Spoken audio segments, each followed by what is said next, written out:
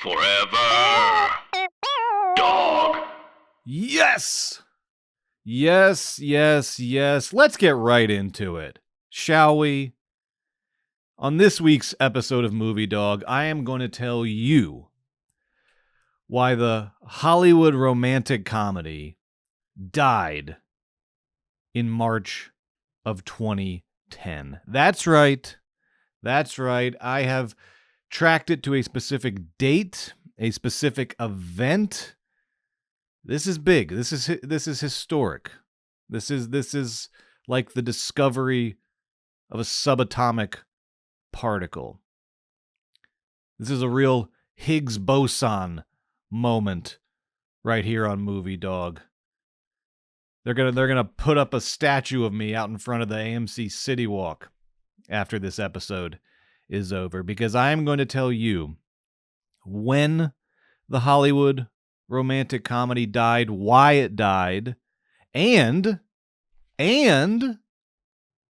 perhaps most importantly, whether or not it's back, whether or not it has been resurrected with reviews of two new movies, You, Me, and Tuscany, a classic rom-com of the, what do we call it, the travel abroad subgenre. That's not good. I'm still looking for a catchy name for the subgenre of You, Me, and Tuscany, Under the Tuscan Sun, Eat, Pray, Love, When Stella Got Her Groove Back, French Kiss. What do we call that subgenre? More on that later.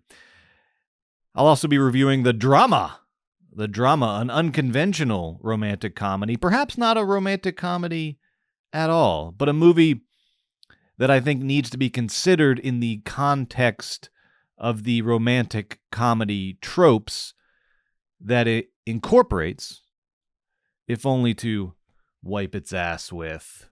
You, Me, and Tuscany and The Drama coming up later. Is the romantic comedy coming back? Is it evolving? What killed it in the first place? Or if not killed it, severely maimed it and left it bleeding in the desert for well over a decade. That's the topic of this week's episode. And before we get into the charts and the graphs, I want to start with a personal recollection, I was trying to remember from way back in the early 90s when I first started going to movies regularly. What was my first encounter with the texture of the 90s romantic comedy? And I don't mean the genre in general. I mean that unique 90s Nora Ephron texture, which actually started in 1989 with When Harry Met Sally, and then Sleepless in Seattle, You've Got Mail. Love stories about these cartoonishly adorable adults, these yappy, sweater-clad, post-yuppie boomers who are, on the whole, successful and worldly, but also messy and innocent in their way. And they fall in love so sweetly, so perfectly, after working through a variety of crises. What was my first exposure to the wavelength that the 90s romantic comedies were vibrating on?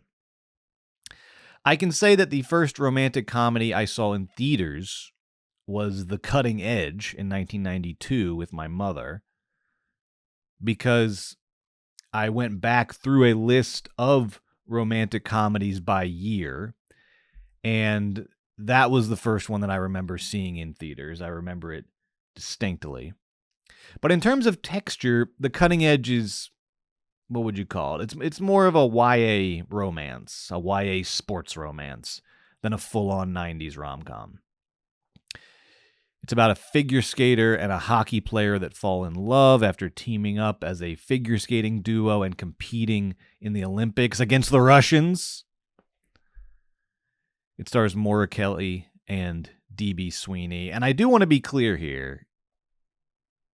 It blew my mind when I saw it as a 9-year-old. I loved it. I loved The Cutting Edge. I thought it was deeply romantic. But it's not the 90s rom-com texture that I'm talking about. My first exposure to that texture, that sensibility, I think happened in an unlikely place during the end credits of the 1993 live-action Disney movie, The Three Musketeers. Now, this version of The Three Musketeers starred a rogues gallery of 80s and 90s actors. We're talking Charlie Sheen, Kiefer Sutherland, Oliver frickin' Platt, Chris O'Donnell, the new kid on the block. And they're all in full musketeer capes and giant hats with feathers in them. And The Three Musketeers is not in and of itself a 90s rom-com. I'm not saying that.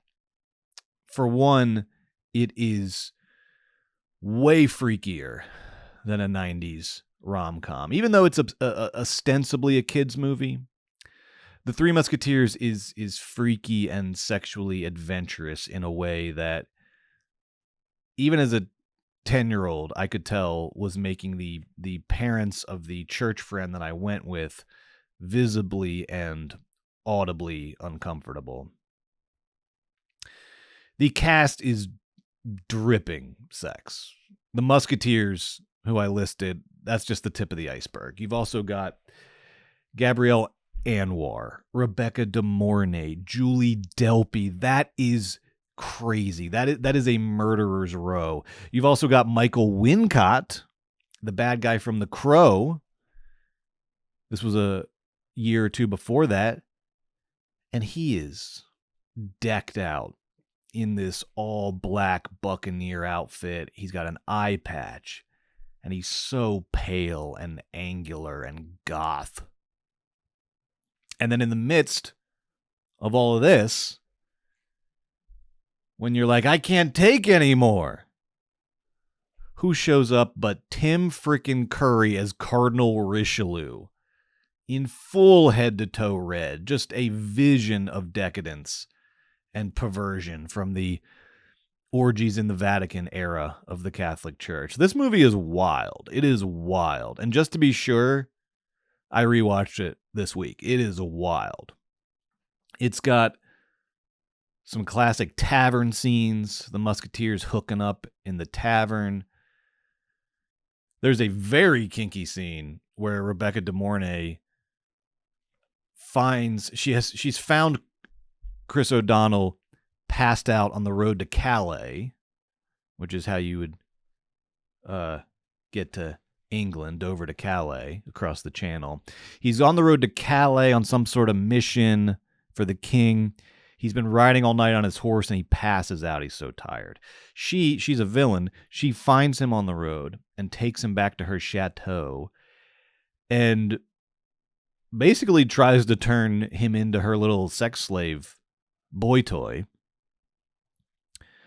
until she finds out that he's a musketeer, thus her enemy, at which point she, during this seduction process, pulls out a hidden dagger from her hair, tries to stab him.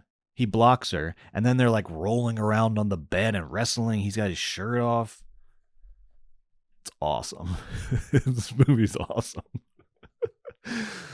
There's even a scene where Gabrielle Anwar gets up slowly out of a gold-plated bathtub. She's naked and dripping wet. The shot is from her shoulders up, but still. She's naked, dripping wet, and then Tim Curry as Cardinal Richelieu swoops in out of nowhere with a towel and says something like, what does he say? Something like, "My lady." It definitely starts with "my lady.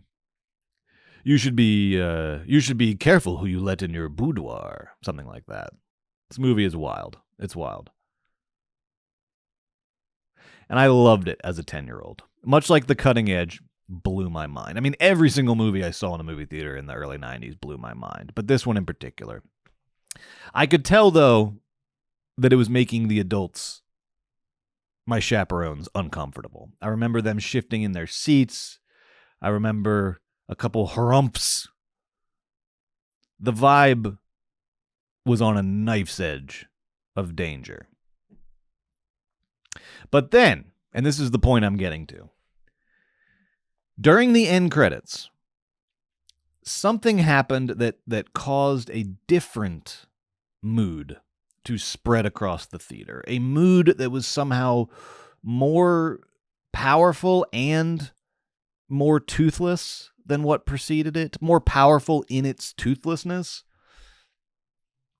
It cast this enchantment over the theater that in an instant wiped away every memory of the practically Pasolini-esque musketeering adventures of the Viper Room's finest that I personally had been enjoying very much. But in its place, there was now a very different, softer, gentler mood. It was like going from leather to a sweater. And here, I'll play it for you, and hopefully this does not get blocked. Hopefully you're seeing this and hearing this. This is the very end of the Three Musketeers into the end credits.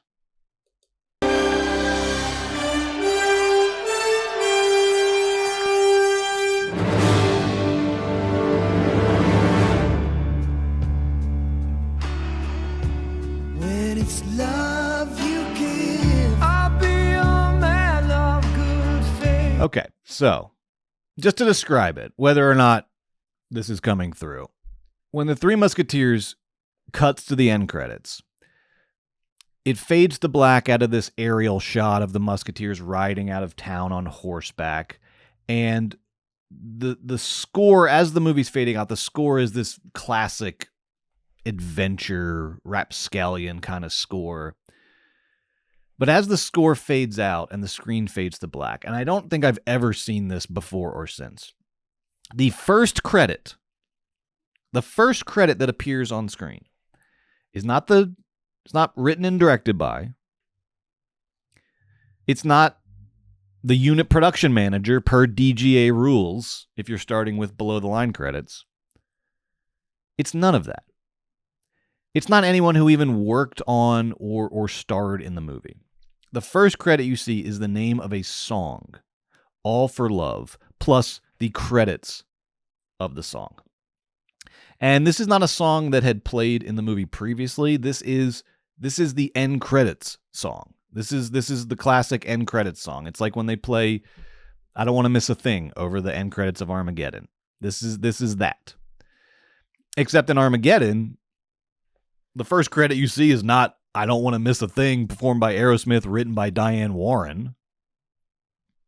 One of Diane Warren's 17 nominations for Best Original Song at the Oscars without a win. And yes, I know they gave her an honorary Oscar a couple years ago, but if anything, that kind of makes it worse. 17 nominations and no wins is wild. That is wild. And I feel like someone...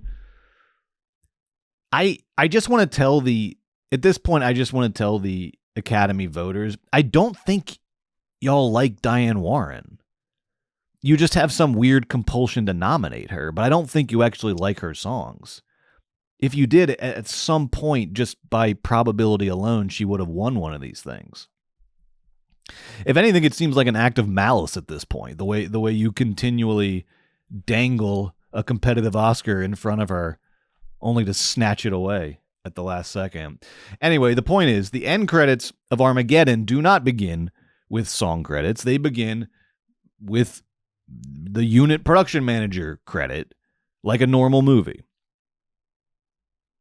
The Three Musketeers, though. The Three Musketeers says, no.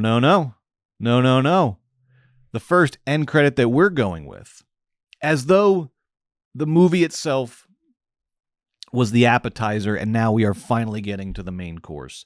The first end credit we're going with is the song All for Love.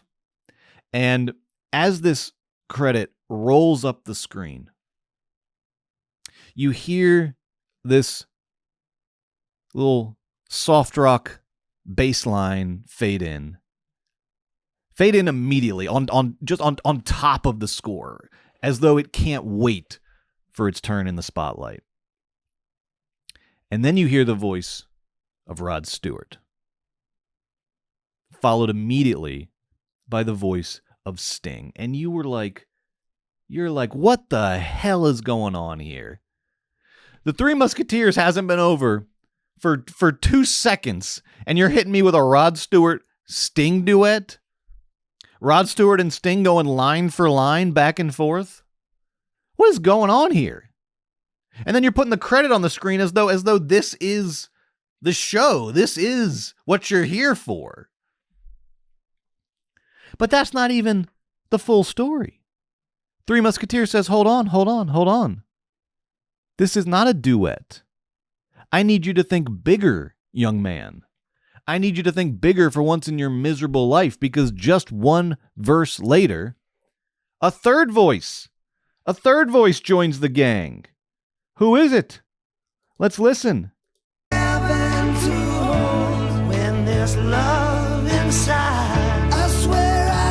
That's right. That's right. It's none other.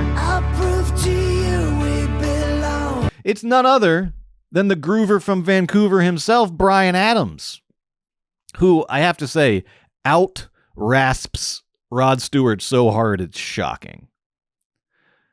Bryan Adams rasp-mogs Rod Stewart in All for Love, as the kids might say. Bryan Adams is so raspy in this song. He makes RFK Jr. look like the Ricola Man.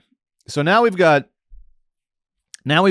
these three giants, Stewart, Sting, Adams, just belting out this soft rock anthem, All for Love.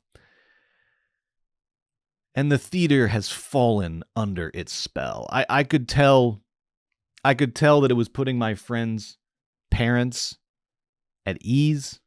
There was something safer about it than the decadence of the movie they had just squirmed their way through.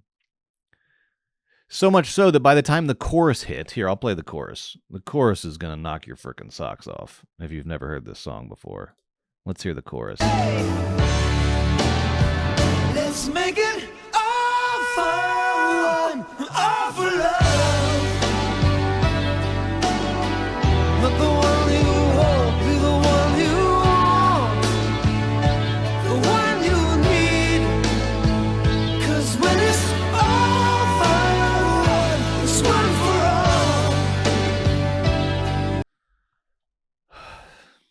When the chorus hit, this theater, which in my memory was full of uncomfortable suburban church adults and their wide-eyed kids, this whole theater breathed a massive sigh of relief as the dangerous movie they had just seen was essentially desexualized in real time under the force of this J.C. Penney's ballad. It was like the adults had been following their kids around Spencer's and Hot Topic nervously for 90 minutes, and now they had entered J.C. Penney's, and they could shop for some practical school pants with ease.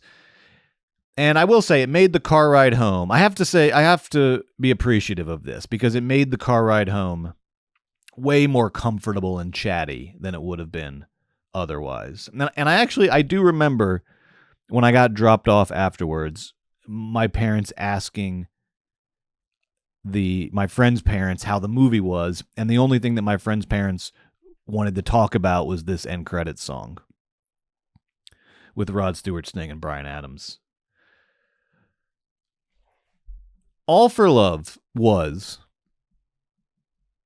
and this is the point, the type of song that would play at the end of a 90s rom-com. It's the type of song that would sum up the way the architect and the bookstore owner felt about each other. It's the sound of a 90s rom-com, and yet there was no 90s rom-com preceding it. So I walked away from the experience just having the sound echoing in my head of a type of movie that I hadn't personally encountered yet. Because that wasn't the sound of the Three Musketeers.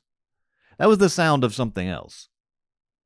And the sound was compelling to me. It was enchanting to me as a 10-year-old.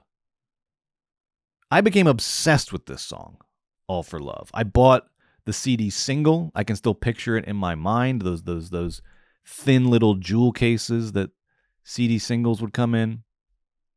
I listened to this song over and over and over in the winter of 1993. And then came, perhaps even more impactful on me as a kid, the music video for Celine Dion's Because You Loved Me, written by Diane Warren, by the way, which was the theme song for the Robert Redford, Michelle Pfeiffer RomCom dram Up Close and Personal.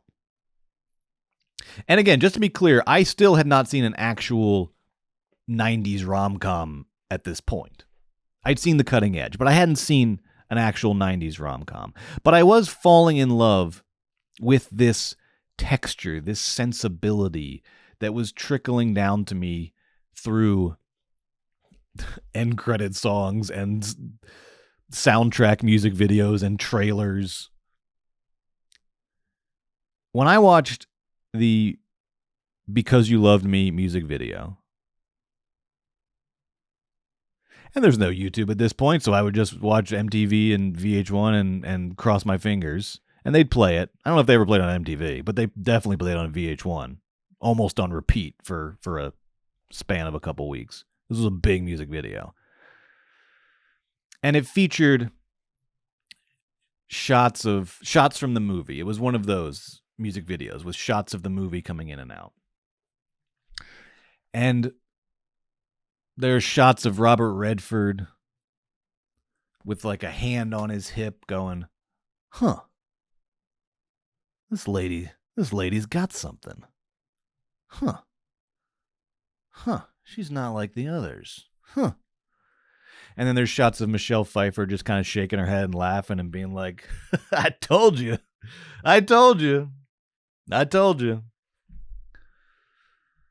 There's a shot of Redford brushing against Pfeiffer's arm as he goes to adjust a dial in the control room. They both work in television news. I remember these things. They're etched into my memory. Because when I watched this music video as now a 13-year-old, it was a step beyond All for Love. I felt like I had discovered the Rosetta Stone of adulthood. I think that was it. That was a big part of the draw of 90s rom-coms for me. They felt like prophecies of the grand but grounded fairy tale romance that awaited everyone in their adulthood.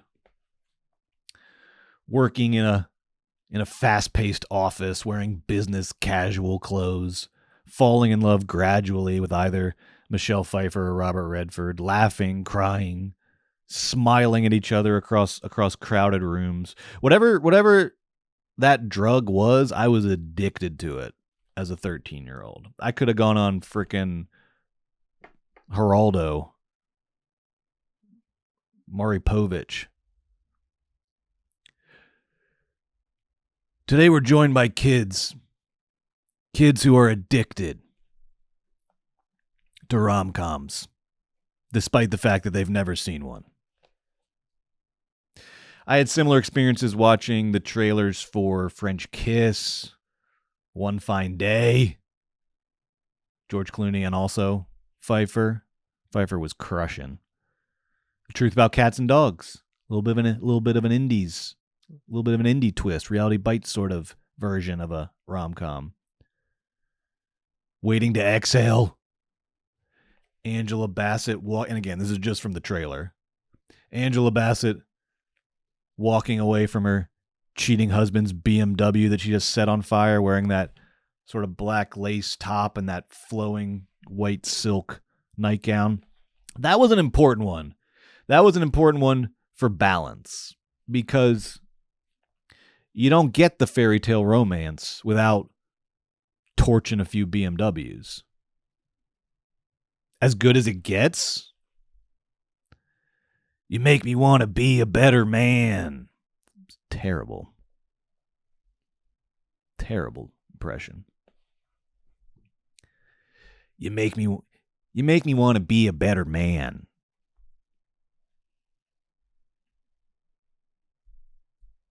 Just imagining myself as a club comic in the 80s, turning around, putting on the Jack Nicholson sunglasses, turning back around, but then giving just the worst Jack Nicholson impression. It might sound something like this. You make me want to be a better man. The first 90s rom-com that I remember actually seeing, getting on VHS, watching over and over and over again, was Nora Ephron's You've Got Mail, starring Tom Hanks and Meg Ryan. And it was everything I had hoped for. Everything I had hoped for. It was so funny. It was so charming. So romantic. When Tom Hanks comes around the corner of the park at the end, calling for his dog, which he had stupidly named Brinkley. Meg Ryan dressed in that sort of sweater dress combo. Not a single unmuted tone between their two outfits. And they play freaking Somewhere Over the Rainbow on the soundtrack.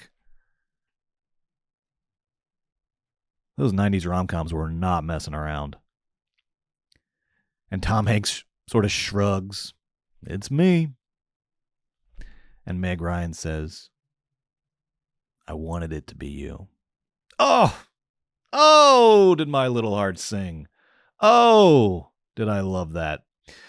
Rom-coms were endearing to me as a kid because I believed in them.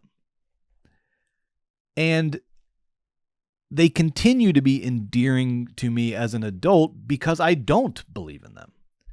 Because now I experience them as pure cinema, as a perfect confection that doesn't need to be relatable or aspirational. And it's not that I don't believe in love anymore.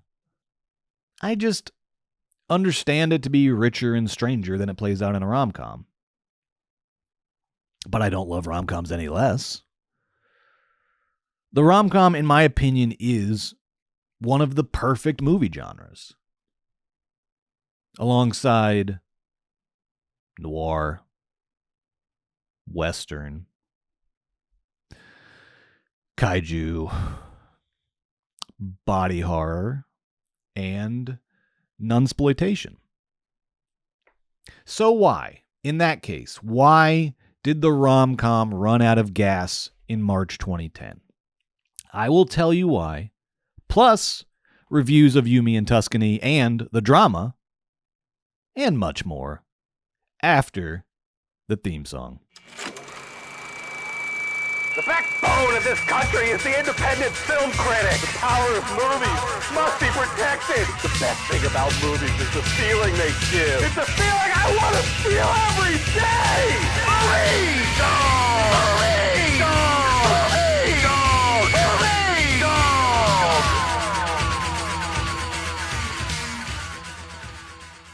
This is Movie Dawg, the weekly show that sinks its teeth into the past, the present, and the future of the movies. I'm Brett Boehm, a.k.a. the Georgia Movie Dawg. Go Dogs. And if you're a fellow movie dog, if you enjoy this show, I would strongly encourage you, for my benefit and for yours, to sign up for the Movie Dawg Patreon at patreon.com/Movie Dawg Show. There's a link in the show notes. Just click that link. It'll take you right there.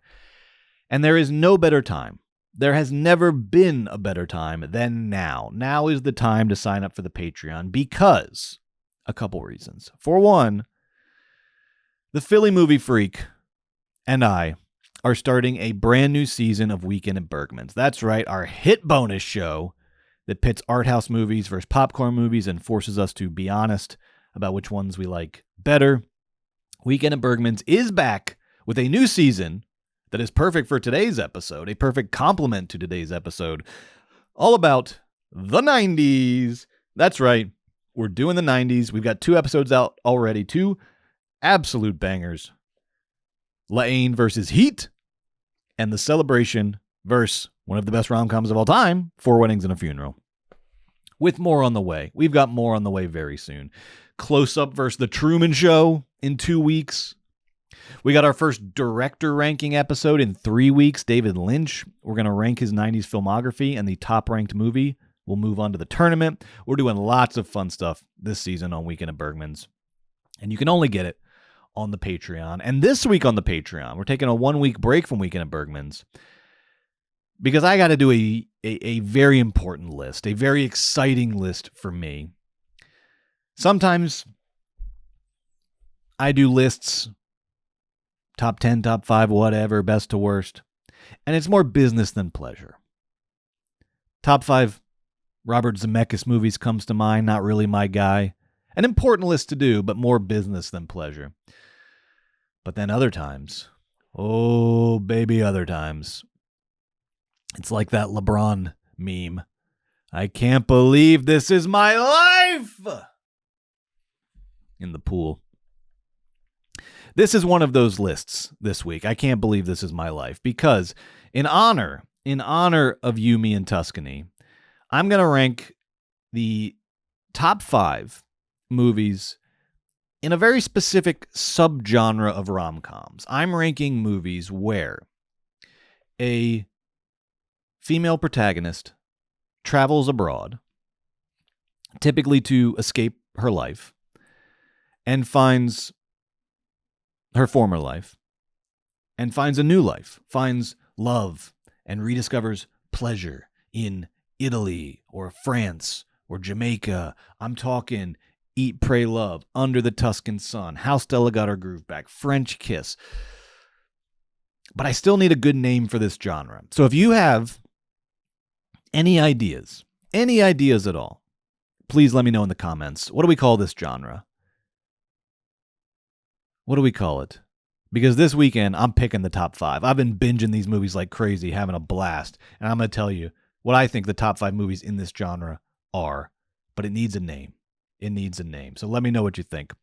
I'm also going to toss up another little bonus episode on Patreon in the next couple days with some reviews of movies that I don't have time to cover on Movie Dawg, but some new movies I've seen that I found interesting and would like to talk about briefly, including some movies that appear on some of your fantasy movie teams if you're on the Patreon and you're doing our Fantasy Movie League this year. So you're not going to want to miss that. Don't miss that. And while I'm on the subject, while I'm doing the business, I also want to say very quickly, and no one has complained about this, by the way, because you're all freaking movie dogs and you get it. But I do want to say thank you very much for bearing with the inconsistent release schedule of these Movie Dawg episodes recently. My goal is to make these episodes as high quality as possible. I want to do research for them. I want to really bring you the best weekly movie podcast that I'm capable of. And in doing that, I'm realizing that some weeks that means it gets done by Monday or Tuesday. Other weeks I need till Wednesday, Thursday, God forbid, Friday. So I just wanted to say, just so we're all on the same page, moving forward, I'm going to give you one new episode of Movie Dawg a week and at least one bonus episode a week for the Patreon subscribers. But there will be some variation week to week as to when these episodes come out. It's just impossible to avoid while still doing the show that I want to do. But I think that's the best. I hope that's the best of both worlds between consistency and flexibility. You're going to get a Movie Dawg a week and you're going to get a bonus episode a week. I just can't always guarantee what day of the week they're going to come out. But I'll give you a heads up, and this is why you got to be on the Patreon, even just for free, because I'll always kind of preview the episode that's coming up at the beginning of the week. And that's for everybody. So the Patreon is a great place to sign up just for free, just so you're in the loop on everything. So just to summarize, this week on the Patreon, look out for a ranking of whatever we're going to call them, female-centric wanderlust rom-coms. We'll get a better name for that. And look out for some bonus reviews of new movies out in theaters now. And then the following week, it's back to Weekend at Bergman's for Close Up versus The Truman Show. And that is all only on Patreon at patreon.com/moviedogshow. Okay, let's talk about rom-coms. As promised, I am going to pinpoint the exact date that the Hollywood rom-com died. Not permanently, but for quite a while. I will pinpoint the exact date that the golden era of the Nora Ephron, Richard Curtis, Nancy Meyer, Terry McMillan rom-com died with the precision of a scientist. But before we get to that, before we get to decline and fall, we have to talk about the rise of the Hollywood rom-com. And when you look at the first 50-odd years of Hollywood filmmaking, let's say 1920 to 1970, the romantic comedy is not a prominent genre in terms of numbers alone. Hollywood was producing hundreds of feature films per year during its golden age, but a relatively small percentage of those films would be considered romantic comedies. And I think a big reason why is that romantic comedies are a deceptively difficult tightrope to walk. It's a hybrid of genres. It's a blending of tropes, and that requires a degree of storytelling, nuance, and sophistication to pull off, no matter how broad the final product might appear to the naked eye. And during this time frame, Hollywood was not super flexible in their approach to genre. They were playing a volume game in the pre-blockbuster era. They had to make a lot of movies every year. They had to churn them out. And the only way to do that was to rely on strict genre formulas and molds. And so the romantic comedies that did get made were typically part of their own mold or signature style. There were the Ernst Lubitsch directed romantic comedies, which brought an air of European sophistication to the genre, sparkling wit, beautiful locales, cigarettes and martinis, the classic Lubitsch style. There was, of course, the screwball boom, the big screwball boom in the 30s and 40s. The Awful Truth, maybe my favorite, Bringing Up Baby, My Man Godfrey, the Preston Sturges movies, the list goes on. Then you had the Katharine Hepburn, Spencer Tracy rom-coms. Woman of the Year, Adam's Rib, Pat and Mike, Desk Set.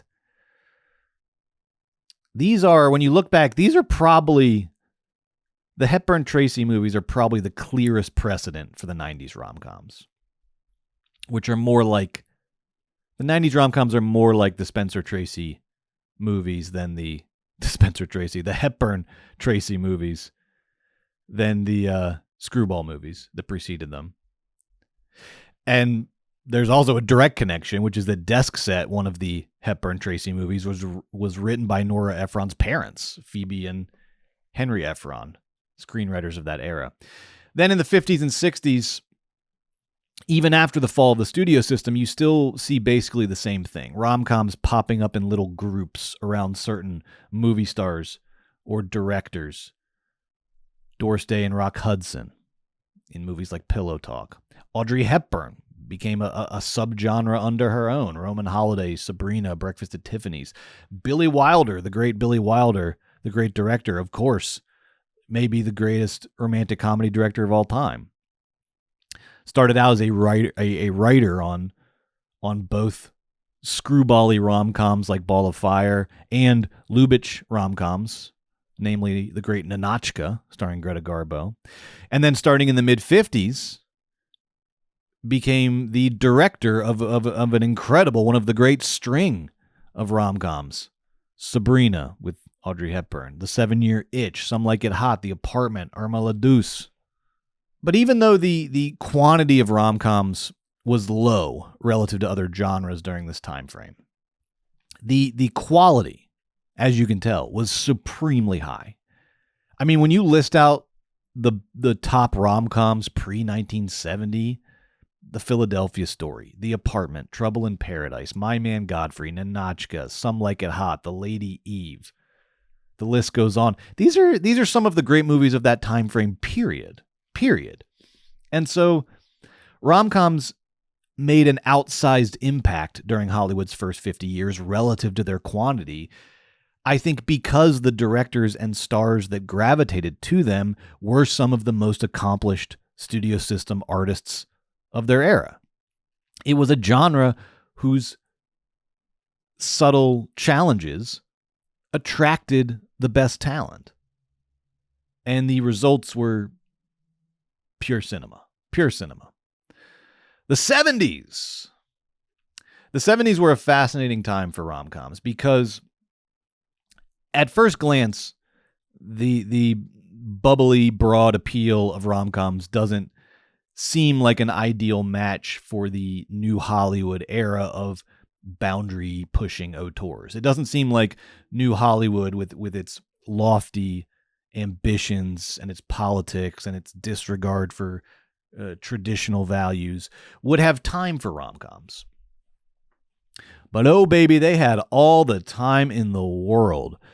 The auteurs of the new Hollywood era pushed the romantic comedy genre to new artistic heights, just like they did with the Western and the noir and the gangster movie and pretty much every classic Hollywood genre.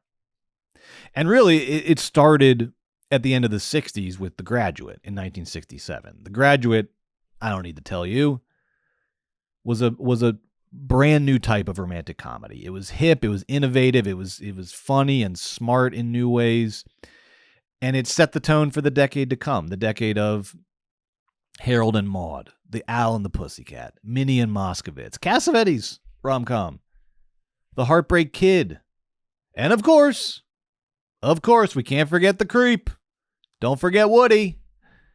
Can't forget Woody Allen, because what Coppola and Scorsese did for the gangster movie, what Robert Altman did for the Western and the noir with McCabe and Mrs. Miller and The Long Goodbye, respectively, that's what Woody Allen did for the rom-com with Annie Hall and Manhattan. He revolutionized the genre almost on his own, not to mention all those other movies. The 80s. The rom-com settled into a nice rhythm in the 80s. You have, on the one hand, certified classics, Moonstruck, Broadcast News, Tootsie, Working Girl. Even though beyond Moonstruck, I don't know if you'd necessarily classify those others as rom-coms, at least not first and foremost, because they have so much else going on in them. They're not pure rom-coms. But they do have rom-com tonalities, for sure. And likewise, you start to see rom-com shading in other neighboring genres, in teen movies like Pretty in Pink and Say Anything, in family-friendly fantasy movies, Splash, Mannequin. Romantic comedy was a flavor that was very much in demand in the popcorn Cineplex movie culture of the 80s, even if the genre as a genre went into hiding a little bit. Now, before we get to the big romantic comedy boom of the 90s and 2000s, it's worth taking one last look back at the way rom-coms evolved between 1920 and 1989 because, and maybe this is just me, but I feel like rom-coms have a reputation, an unfair reputation, as being the most formulaic and risk-averse among Hollywood's major genres. But when you look back, going from Lubitsch to Screwball to Hepburn Tracy to Doris Day to Billy Wilder to The Graduate to Harold and Maude to Woody Allen to Moonstruck to Say Anything, is there another genre that went through that many tonal shifts over the same time period? Another core Hollywood genre? I can't think of one. The rom-com is when you map it all out, a surprisingly versatile genre, and it rewards auteurs who take it seriously. It's one of the things that makes it such a great genre. Which brings us to 1989, the year of Rob Reiner and Nora Ephron's When Harry Met Sally, the movie that created the template for the Hollywood romantic comedy as we still currently understand it, and kickstarted the rom-com boom of the 90s and the 2000s. But this, of course, didn't happen in a vacuum.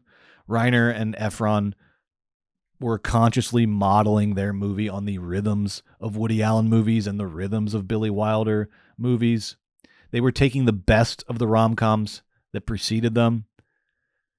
But they were also starting with a simpler premise than Annie Hall or The Apartment. They were looking around for something to work on, and they decided that they just wanted to write something about the differences between men and women, to put it simply. What it's like being a single woman, what it's like being a single man. That was kind of it. That was the idea of the movie. And they were both coming off high-profile divorces. Nora Ephron from journalist Carl Bernstein, Rob Reiner from fellow director Penny Marshall. And based on Ephron's famous maxim, everything is copy, which she got from her mother, they brought their own experiences very much to bear on When Harry Met Sally. Ephron based Sally on herself, and she based Harry on several long conversations, interviews that she did with Reiner. And I think you can say, when you look at what happens after, I think you can say that When Harry Met Sally is probably the most influential romantic comedy of all time. And it's also, in its way, one of the simplest romantic comedies of all time, one of the least gimmicky. Which makes sense because when you're establishing the form or reestablishing the form, you don't have to complicate the form. There's no body switching here. There's no mistaken identities. There's really no conceit at all beyond character. The characters are the conceit of the movie. And the result is so enchanting, so charming, so gosh damned enjoyable that it reoriented the entire genre. After When Harry Met Sally, the rom-com became the genre of relatable fairy tales. What if you, just doing your job and going about your life and trying to be a person, what if you stumbled into a legendary love affair? It's the reason that popular cinema exists, is to tell stories like this. And yes, it needs to be said, the characters in 90s rom-coms, they got money on the whole. They've got nice jobs. They got nice apartments. They're well off, but they're also your coworkers, your friends from college. They could even be you, which makes their fairy tale endings seem attainable.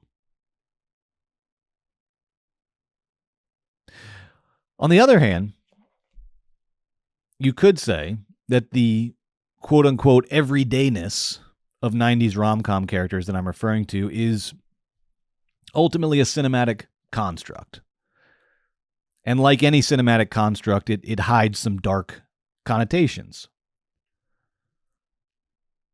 I love 90s rom-coms, but minus the Terry McMillan cinematic universe, it is almost exclusively white, straight, upper middle class fables that present their worlds as the real world, the default world. You could even argue that the rom-coms of the 90s and the early 2000s are one big psyop for the neoliberal New World Order. You could argue that. But I also think that rom-coms had some very positive effects on popular cinema in the 90s. Namely, maybe the thing that I love most about rom-coms is, using When Harry Met Sally as an example, that their success and popularity is based almost exclusively on character and dialogue. Rob Reiner made a great observation about When Harry Met Sally. He said, it's the kind of movie that has a very high degree of difficulty in that it has no safety net. It entirely depends on your caring about those two people. This is a great point, and it's something that gets taken for granted about rom-coms, because among Hollywood genres, rom-coms are the only genre without a but. And if I was Jay Leno, that line would go like this. Among Hollywood genres, rom-coms are the only genre without a but, even the ones starring Jennifer Lopez. And then Kevin Eubanks would lose his shit. Rom-coms are the only genre without a but, by which I mean you can never say about a rom-com, well, the characters and the dialogue sucked, but the way you can say about a horror movie or an action movie or a sci-fi movie, well, the characters and the dialogue sucked, but the scares were really good. The monster was really scary. The car chase was really thrilling. The spaceship looked amazing. There is no but in romantic comedies. The movies live and die based on character and dialogue. That's it. That's it. And in an era that was dominated by big budget summer blockbusters, that's really important. That's really important. The success of rom-coms in the 90s and the 2000s ensured that character and dialogue would remain an essential part of popular cinema. And maybe that's an overstatement. Maybe that's a slight overstatement. But it's not a major overstatement. There is some truth there. There is some real truth there. I mean, just listen to this. Listen to this. I'm going to read them off. Listen to this. This is partial. Listen to this partial list of rom-coms that came out between 1998 and 2006 at the height of the rom-com boom. Partial list. How Stella Got Her Groove Back, You've Got Mail, The Wedding Singer, 10 Things I Hate About You, The Best Man, Notting Hill, Runaway Bride, What Women Want, Bridget Jones's Diary, Legally Blonde, Serendipity, The Wedding Planner, Made in Manhattan, My Big Fat Greek Wedding, Sweet Home Alabama, How to Lose a Guy in 10 Days, Love Actually, Something's Gotta Give, Under the Tuscan Sun, 13 Going on 30, Along Came Polly, Hitch, Must Love Dogs, The Holiday. That is a partial list of the rom-coms that came out in an 8-year span between 1998 and 2006. And that's not even counting the art house rom-coms, Secretary, Punch Drunk Love, Amelie. Everybody was taking a swing at romantic comedy in this era. You could argue it was the definitive Hollywood genre from 1998 to 2006. In the pre-comic book movie era, find a genre more essential, more definitive to Hollywood than the rom-com. I dare you. So then, the big question, what happened? What happened? What killed the rom-com? Let's start with a wide view of this, because I've got the total box office for romantic comedies by year between 1995 and 2025. This is how much every romantic comedy made per year. All the romantic comedies, I don't know why I'm over-explaining this. You understand. For each year, this is how much money romantic comedies made. And of course, box office isn't everything. But this will give us a sense of popularity, of audience size. And when you look at this list, you can see that between the years of 1996 and 2002, the total box office for American romantic comedies grew dramatically. Look at that, dramatically year over year. Starting at $370 million in 1996, and then crossing the $1 billion mark. That's romantic comedies alone, crossing the $1 billion mark just 4 years later in 2000. In 4 years, went from $370 million a year to $1 billion a year. Romantic comedies then stayed north of $1 billion annually until 2008, for the next 8 years. 8 to 9 years. After which, you then see, you can see it there, a precipitous year-over-year decline. So that by 2019, the total box office for romantic comedies was actually less than it was in 1995, not adjusted for inflation. Huge drop-off. So, based on the box office alone, if we are looking for the moment that romantic comedies died, we are most likely looking somewhere in the 2008 to 2012 range. That seems to be whatever the fatal blow was, that was when it was delivered, 2008 to 2012. And it's not just box office. The critical assessment of the rom-coms of this period acknowledges that a drop-off is happening. And not even in retrospect. There is a famous A.O. Scott review in the New York Times from February 3rd, 2008. This is right at the very beginning of this period of decline. A true Nostradamus for our times, A.O. Scott. And I think he's supposed to be reviewing 27 Dresses. It's a little unclear, but he mentions it, and it is a movie that had come out a few weeks before this review, the Katherine Heigl rom-com 27 Dresses.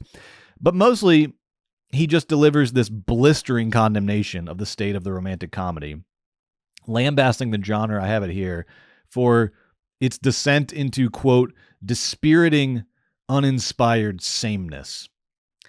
He goes on to say, our parents and grandparents had Rock Hudson and Doris Day. Such delicious subtext, such amazing office furniture. Or Spencer Tracy and Katharine Hepburn, or Katharine Hepburn and Cary Grant, or Cary Grant and Rosalind Russell. How did this genre fall so far from one that reliably deployed the talents of the movie industry's best writers, top directors, and biggest stars to a source of lazy, commercial fodder, whose notion of love is insipid, shallow, and frequently ludicrous? A.O. Scott cooking, just high-fiving himself in the mirror over and over. But as good as A.O. Scott is here at describing the problem, he doesn't have much of an answer for why it's happening. And he just keeps coming back to the tautology that rom-coms aren't as good as they used to be because they're not as good as they used to be. He really can't get beyond that. He says the actresses are in current rom-coms. The actresses are spunky and sweet, but lacking in the vinegar that made Barbara Stanwyck in The Lady Eve or Claudette Colbert in It Happened One Night so definitively sexy. By contrast, the romantic comedy leading men of today are the kind of nice guy, the Ralph Bellamy type. Devastating. The Ralph Bellamy type, whom these earlier heroines would have triumphed by rejecting. The vision of love they embraced was not comfort and affirmation, but a kind of grand, spirited struggle, what used to be called the battle of the sexes. But as well written as that is, by ignoring everything that had happened in the rom-com genre between 2008 and 1946, he does, I think, set up this false dichotomy between the present and the past that leaves him with nowhere to go but the very reductive, they just don't make them like they used to. To his credit, though, he's recording these observations in real time and on a deadline. Whereas critics who have had the more of the benefit of hindsight have been able to flesh out some more persuasive historical and cultural reasons for the death of the rom-com in the late 2000s, early 2010s. In the book From Hollywood with Love by Scott Meslow, which I used as a primary source for this episode, I would highly recommend it for a deep dive into rom-coms. Meslow argues that rom-coms died in this period quite simply because they didn't keep up with the times. They didn't keep up with the culture.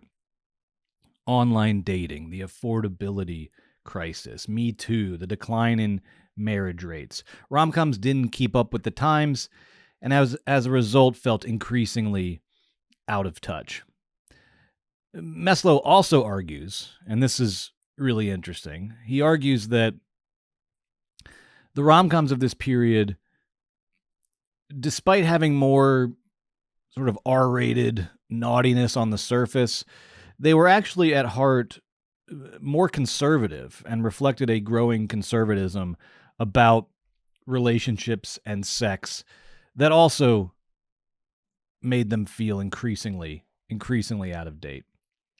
And to take that argument one step further, I think that the virus that killed the Hollywood rom-com goes by the name of Apatow. That's right. That's right, Judd Apatow. I'm coming for you, baby. Judd Apatow was the king of Hollywood comedy in the years that immediately preceded and paralleled the death of the rom-com. And I don't got to read this guy's CV. I don't got to read the CV, you know it.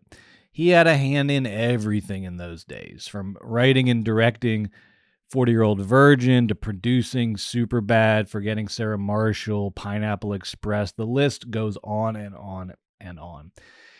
And as a result, his name became synonymous with a type of bro-centric comedy that was both crass and sweet and made movie stars out of Seth Rogen, Jonah Hill, James Franco, Jason Segel, and all the rest of the Apatow Mafia. Apatow's highest grossing movie as a director is still 2007's Knocked Up, which, like When Harry Met Sally, became a turning point for the romantic comedy genre. Knocked Up is an Apatow rom-com. It has all the tropes of a rom-com: a meet cute, a roller coaster romance, battle of the sexes dialogue. The best friends are chiming in. It has all the tropes of a rom-com, but it also has Apatow's signature style of dude bro raunch and stoner comedy. And this was not to his credit, was not a hybrid that had really been attempted before, at least not with any degree of success. But in 2007, Knocked Up was the moment. It was the cultural moment.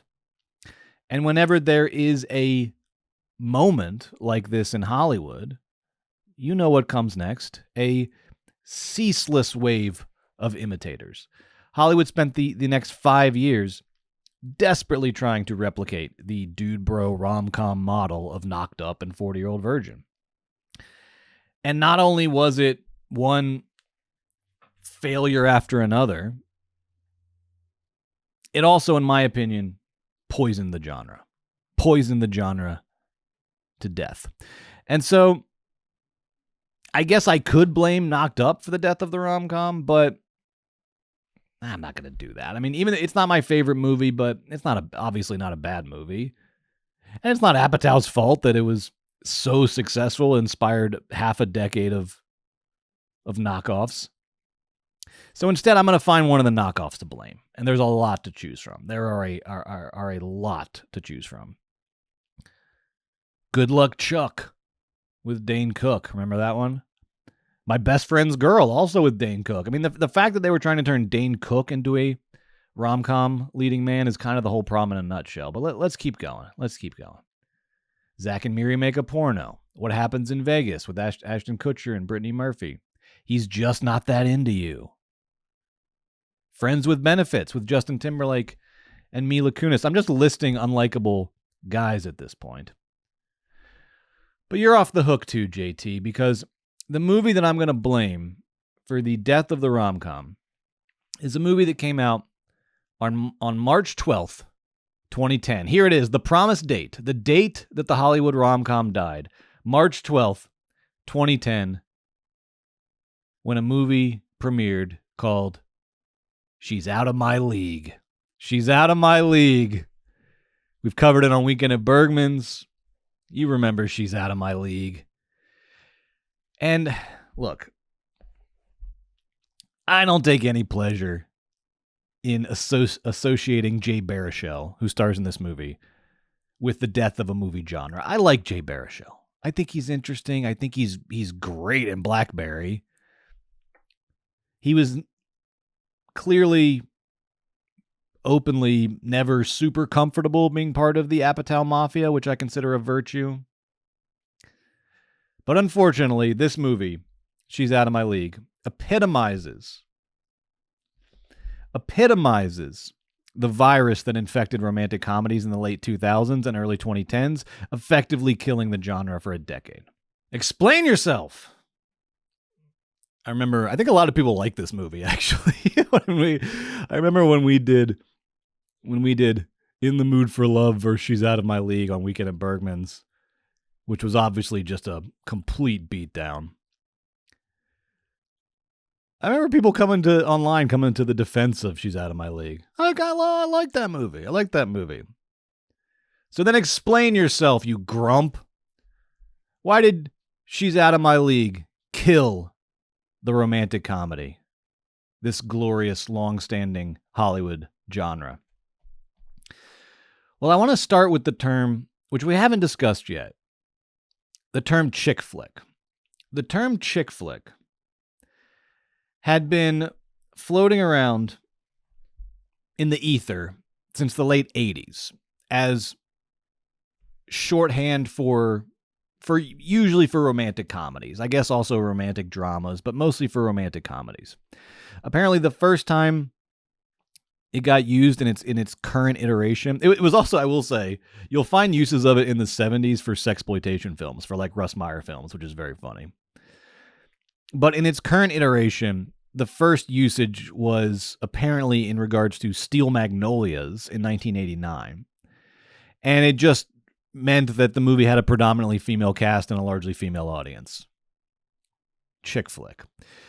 Now, this term increased greatly in prominence throughout the 90s alongside the rom-com boom, so much so that as early as Sleepless in Seattle, that's just 1993, as early as Sleepless in Seattle, Nora Ephron, who obviously found the term silly and condescending, Ephron includes a scene in the movie of Rita Wilson sobbing as she passionately recounts the plot of an Affair to Remember. And apparently the crying was improvised. I found that out in the book From Hollywood with Love. She's sobbing as she recounts the plot of this movie, and it's very moving. And then at the end of this, Tom Hanks goes, "That's a chick movie. That's a chick movie."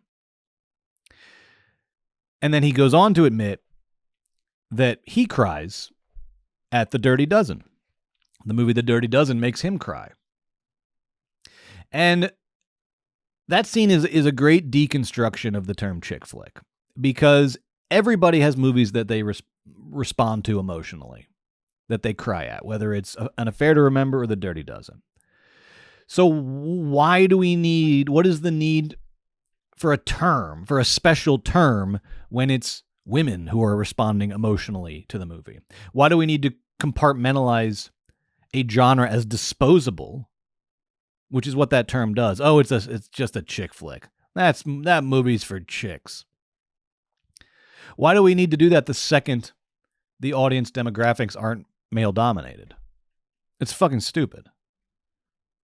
And there is a greater irony in Sleepless in Seattle that Tom Hanks' own love affair with Meg Ryan in the movie mirrors the plot of An Affair to Remember. So this movie that he dismissed as a chick movie, the plot of that movie becomes his own life, becomes the greatest thing that's ever happened in his life.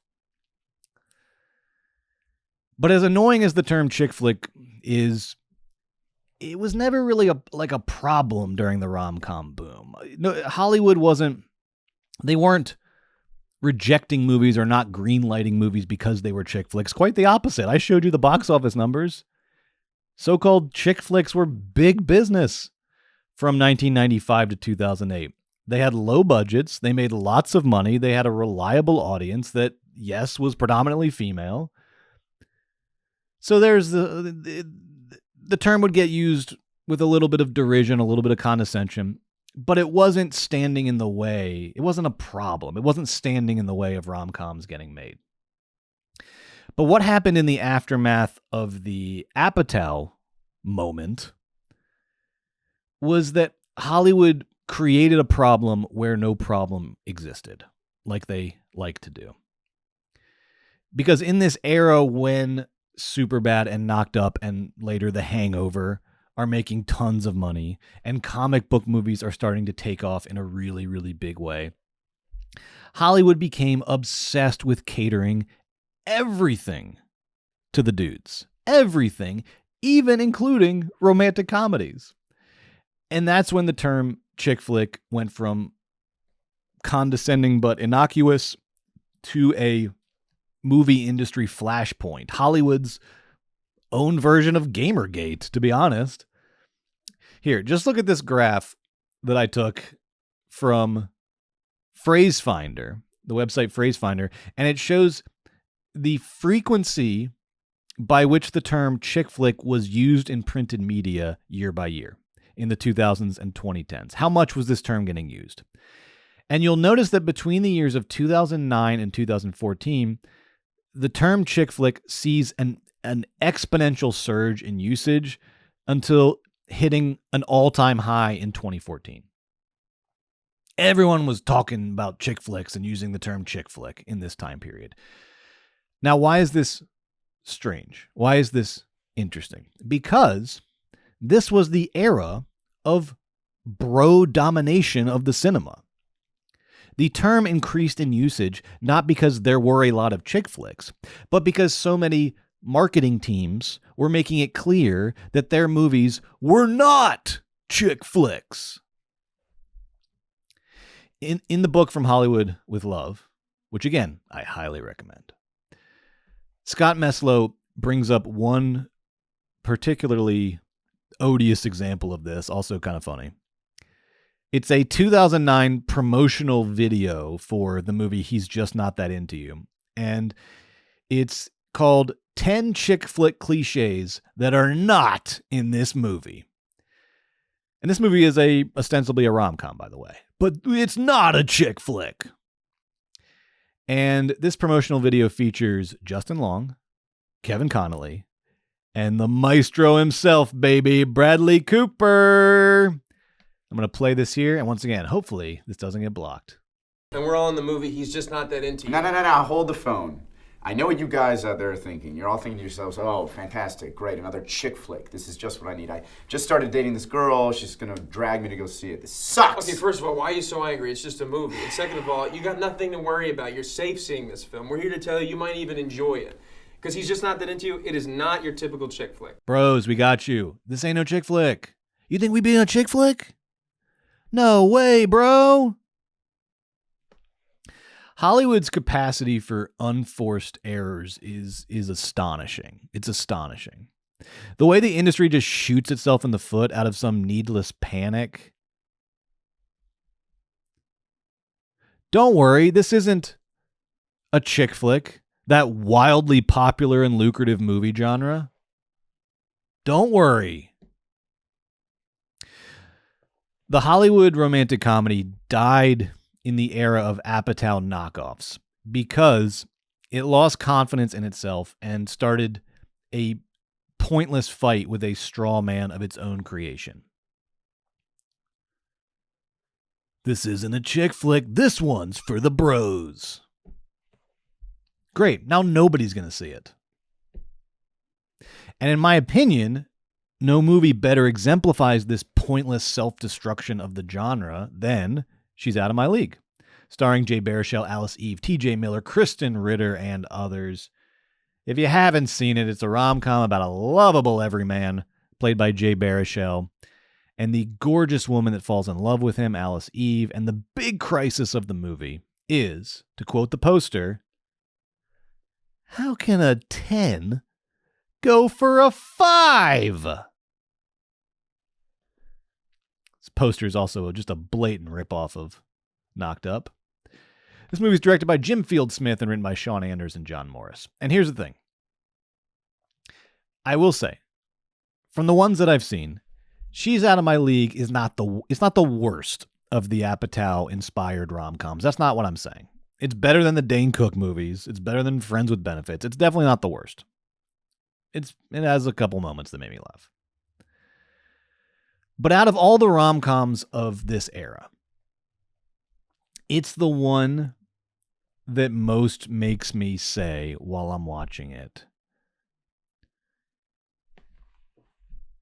get the fuck out of here. Get out of here with this shit. What are you doing? You are on sacred ground right now, you losers. You think you're better than the medium? You're not better than the medium. This is the domain of Nancy Myers, of Richard Curtis, of Terry McMillan. Don't you dare bring that weak shit in this house. Don't you dare. Get out of here. Go. Every time TJ Miller says a TJ Miller line, every time the dude friends, try to coin a phrase, which they do often. You know what your problem is? You're a moodle. That's a male poodle. And women, they don't like to date moodles. Every time they make some weak-ass gay joke, every time they circle back to the ludicrous premise, I just say, what are we doing? What are you doing? What is anybody doing? Why are we letting these amateurs take over the genre? What's the point? What's the point? Everything was fine. Why are you letting these amateurs take over? Everything was not fine, but still. These guys ain't going to fix it. These guys ain't going to fix the RomCom. There are people who are good at this. Why are we sapping romantic comedies of everything that made them good just so the demographics tilt more towards men? Who the fuck cares? Butts in seats are butts in seats. March 12th, 2010. That is the date that the Hollywood romantic comedy died, because that is the date that She's Out of My League premiered in movie theaters in the U.S. And of course, just to say it, it's not all on the Apatow imitators. There were obviously historical trends, cultural trends that also pounded the stake in. I've already said them, but the affordability crisis, Me Too, Hollywood's ongoing diversity problem.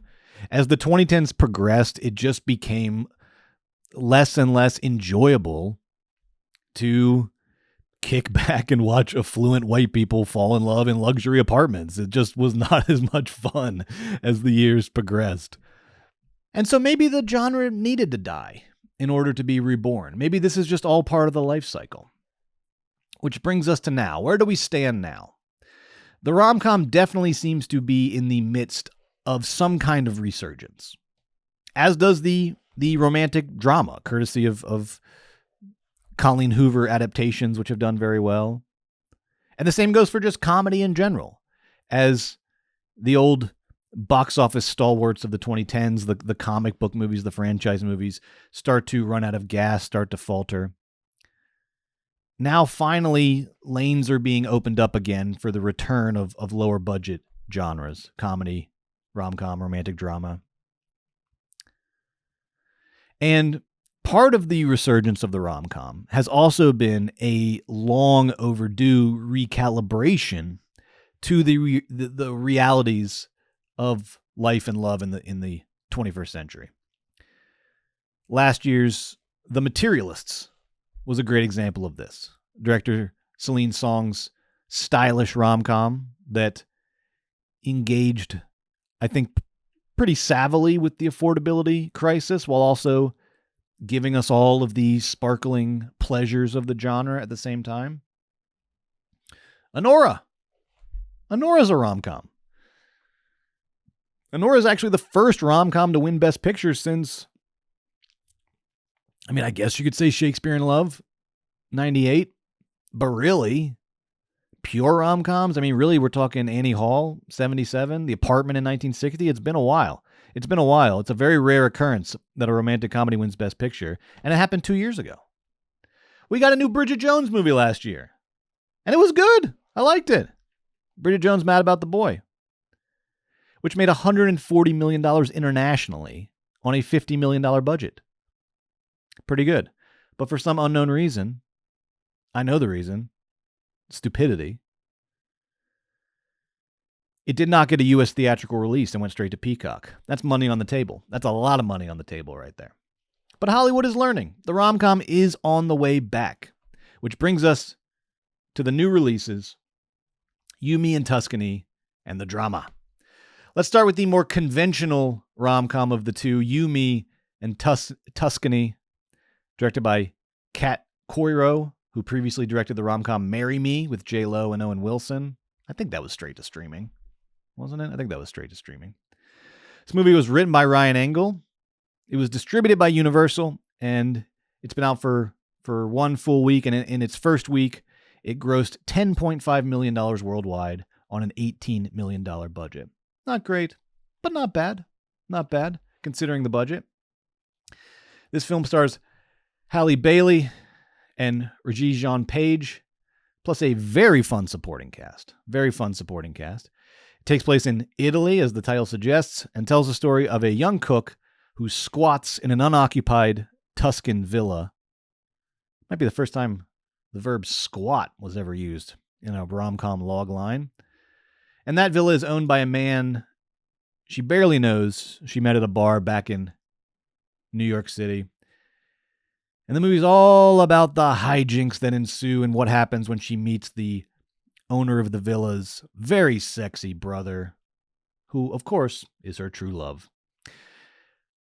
I really enjoyed You, Me, and Tuscany. I'm just going to cut to the chase. I really enjoyed this movie. I had a blast. In large part because You, Me, and Tuscany has zero with a capital Z, zero qualms about being a romantic comedy. It loves being a romantic comedy. You can call it a chick flick. It doesn't give a shit. It doesn't give a shit what you call it. It loves being a romantic comedy. It knows what it is. It is proud of what it is. It is an unapologetic throwback rom-com, and it gave me such a movie high. Such a movie high. And like The Materialists, it also, while being sort of classical in many ways, it also absorbed the lessons of the last decade and makes use of all the lovable tropes of the genre without annoying the shit out of us by pretending that money grows on trees and that white people are the only people that exist. It's doing romantic comedy in all capital letters while also effortlessly, unapologetically diversifying the genre and acknowledging that it's almost impossible to afford to live in the year 2026. I love when a romantic comedy heroine is on her last dime. That's the good stuff. Now we're fucking talking. And You, Me, and Tuscany, for all its little flaws here and there, is a movie that just brought me a lot of enjoyment. It brought me a lot of enjoyment. I had so much fun sitting in the theater watching this movie, and I wasn't alone. I took a quick bathroom break halfway through, and when I came back, just running back into the theater so as not to miss anything. I was walking up the stairs to my back corner seat where nobody can see me cry, and I stole a quick glance at the theater, and it was like that scene in Amelie where it's just everyone has just these big smiles plastered on their faces. Big smiles just engraved on their faces. The real ones. My cinema soulmates. The other 17 people that decided to see a 9 a.m. screening of You, Me, and Tuscany. That's right. That's right. That's how deep this addiction goes. I also don't want to, I don't know why I'm sort of condescending to You, Me, and Tuscany with all these little comments about its quote unquote flaws. I don't need to do that because this movie does a lot of things really well. The blending of romance and comedy, the backbone of the genre, the way it sensualizes food and wine is just classic. The female gaze of it all, the slapstick hijinks, the big prove yourself for love climax. This movie has a real cinematic integrity to it, an understanding of itself that few movies do these days, and I really liked it. I'm giving it 3.5 stars. That means really good. See it if you like rom-coms. Now let's talk about the drama. The drama was written and directed by Christopher Borgli, Christopher Borgli, a Norwegian auteur who previously wrote and directed the films Sick of Myself, which I haven't seen. I've heard is really good. Sick of Myself and Dream Scenario with Nick Cage, which I also have not seen. I am not familiar with this guy's work before the drama. I got to go back and watch these other two movies. The drama stars Zendaya and Robert Pattinson as a initially happily engaged couple whose relationship is tested by an unexpected revelation during the week before their wedding. It also stars Alana Haim, Mamoudou Athie, and Haley Gates in supporting roles. It was distributed by A24, and in just 2 weeks has grossed $46.5 million worldwide on a $28 million production budget. Pretty good for an indie rom-com-y. Now, here's the thing about the drama. I cannot talk about this movie in any meaningful way without giving away the so-called quote-unquote twist. And so I'm going to talking about the twist for another minute or so that if you do want to duck out of this episode, you'll have time to do so. Because I am going to reveal the twist. But here's the thing about the twist. And at least stay for this part before you make your decision. It's not a twist. This word is getting misused. This is not a twist. It is the premise of the fucking movie. It is the inciting incident. It is the thing that puts everything else into motion. It's not a twist.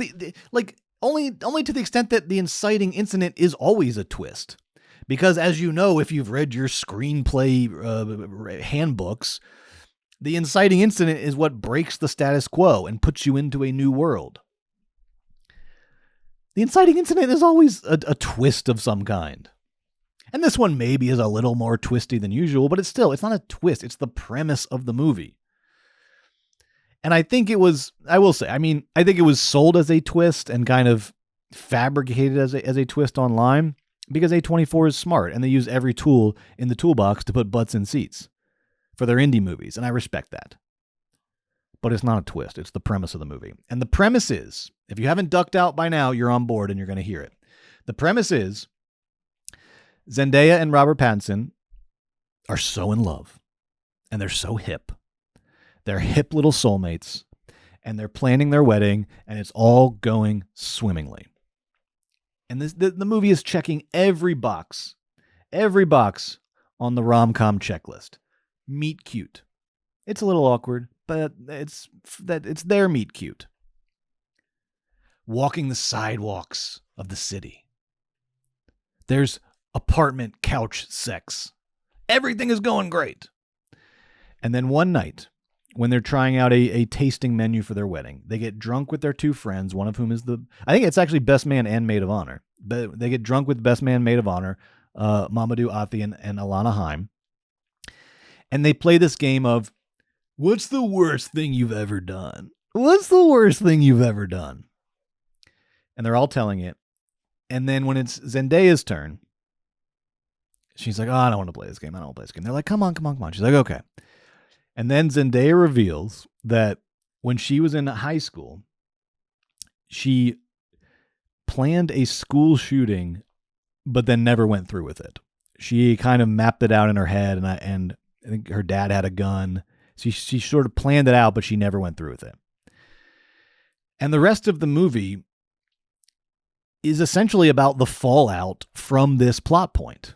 That's why it's the premise of the movie. It's not a twist. And it's a very interesting plot point because it's a very versatile plot point. It's able to do a lot in terms of the mechanics of the storytelling. At first, in the moment, it's a great punchline. It's funny the way it's presented in the moment. I laughed, the theater was laughing. Because Zendaya, once again, she's like, nah, I really don't want to do that. I don't want to do this. This is silly. And they're like, come on. How bad can it be? No judgment. And arguably Alana Haim's thing that she reveals is, as people have pointed out, is way worse. She locked a kid in a closet or something and left him there in an abandoned house. But they're saying, come on. We've all said ours. You guys say yours. No judgment. And then she says this thing that just at first silences them and then weirds out Pattinson, Is this a joke? Are you kidding? And like really pisses off Alana Haim because, quote, her cousin was paralyzed in a school shooting, so she's super pissed off. In the moment, it's a really funny punchline to the scene, and it made me laugh. And not just me, like a freak, the whole theater was laughing. But then it morphs into a more complex plot point as it becomes this worm. It's almost like a Telltale Heart style story. It becomes this worm that like burrows into every part of the narrative. Zendaya and Robert Pattinson's relationship is suddenly kind of weird. It's off. They can't have sex anymore. They can't really kind of like relax around each other. He spirals. She spirals. It affects Zendaya's work because she's supposed to collaborate with Alana Haim on a project.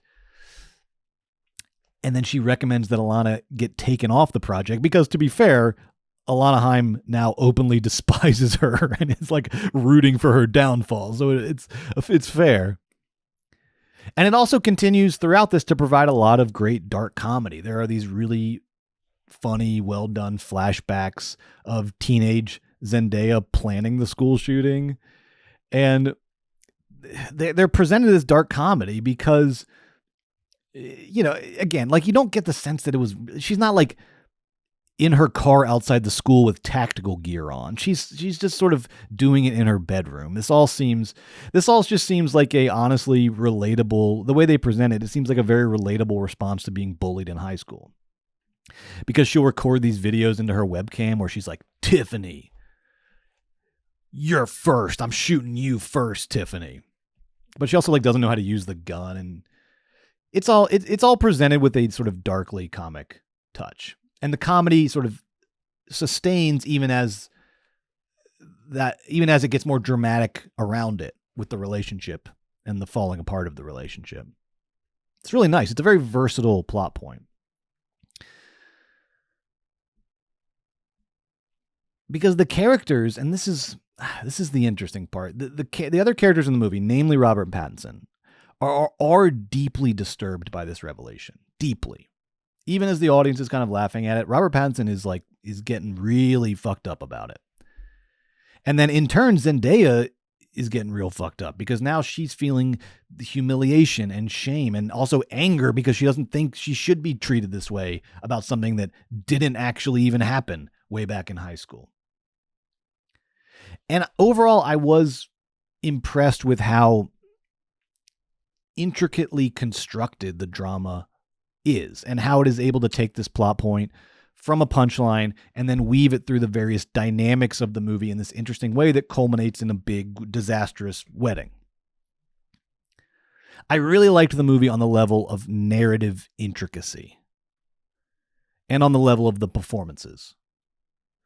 Where I did not like it as much was on the thematic level. And in this movie, that's a problem. It's not always a problem, but in this movie, that's a problem because this is a movie that has to nail its themes.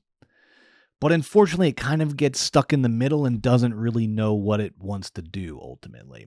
Because it never figures out how literally it wants to deal with the topic of school shootings.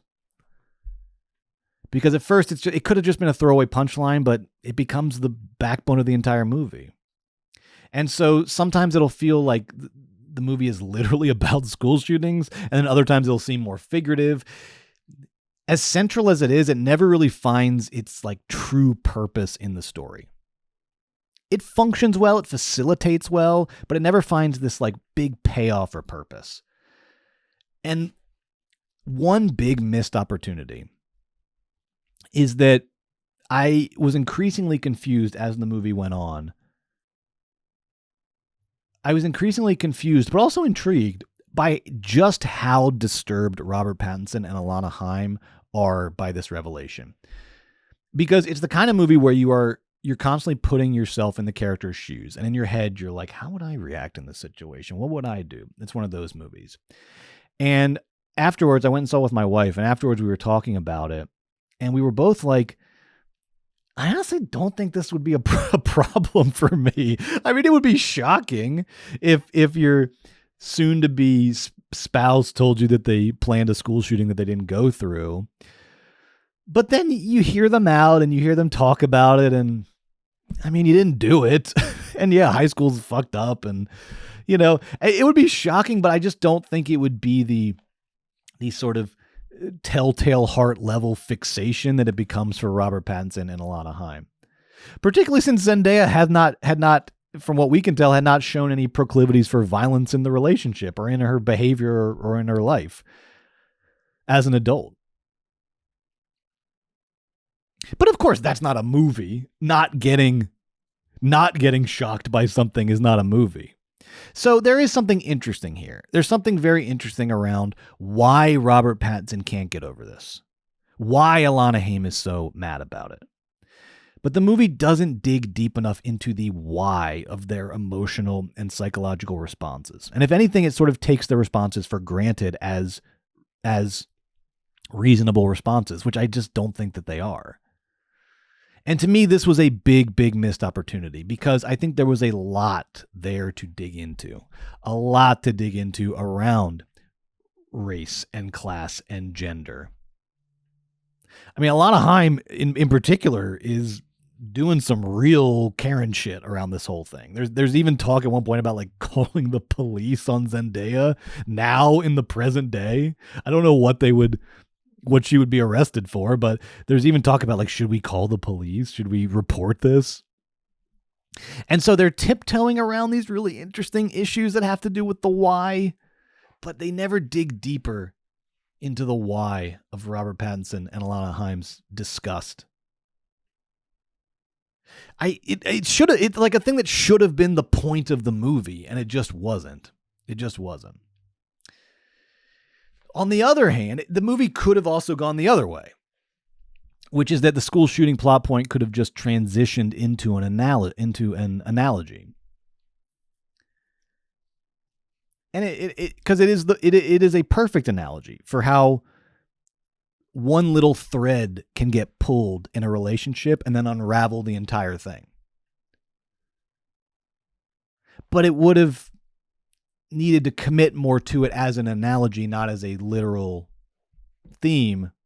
And again, I would have needed to better understand Robert Pattinson's response for it to work as an analogy. So the movie just gets stuck in the middle of doing a couple different things with the plot point of the school shooting, and it just never fully really pays off in the way that it needs to.